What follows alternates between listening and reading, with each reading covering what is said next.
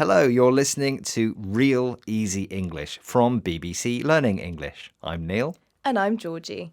In this podcast, we talk in easy English about a different topic each week to help improve your English skills. If you want to read along, you can visit our website, bbclearningenglish.com.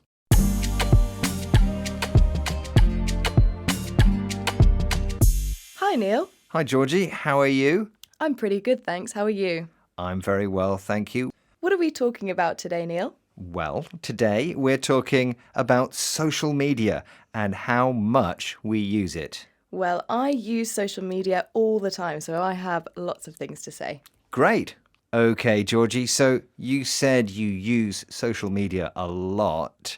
Why do you like it?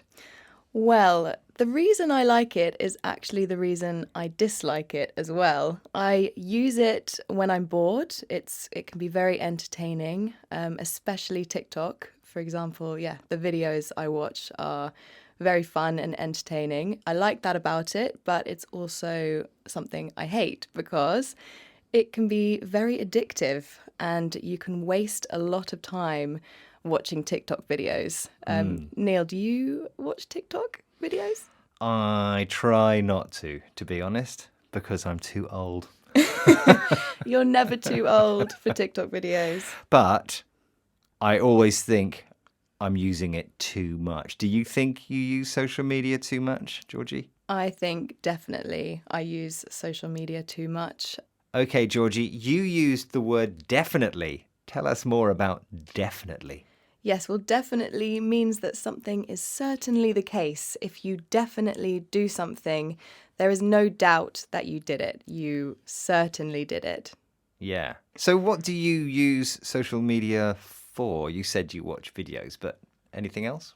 The main reason, I think, is to stay in touch with my friends. This was definitely true when I lived in Spain. It was a good way for me to see what my friends in England were doing. I also posted things myself, so it was a way to show everyone else what I was doing as well. Mm-hmm. Neil, what do you use social media for?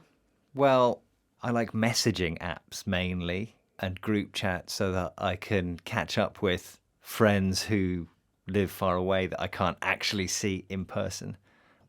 Yes, I also use it for that. Neil, you just used the verb catch up with. Can you explain that a bit more, please? Yeah, so if you catch up with someone, it means you speak to them, you contact them, and you find out what they've been doing in their life. Find out what activities or what changes in their lives have happened. Yeah, when you catch up with someone, it brings you up to date with their life and what they've been doing since you last saw them. So, Georgie, you said you think you use your phone too much for social media. Do you have any plans to use your phone less? I would love to use my phone less, but if I'm being realistic, I think I will probably continue using my phone in the same way. It's just too difficult to reduce the screen time. It's so addictive. But maybe in the future I will put those limits that your phone can put to help me reduce my screen time. Georgie, you used words like maybe and probably, and we use these when we're not sure or not certain if we are going to do something. Yes, so maybe I will use my phone less, maybe I will continue using my phone in the same way. Probably I will continue using my phone in the same way.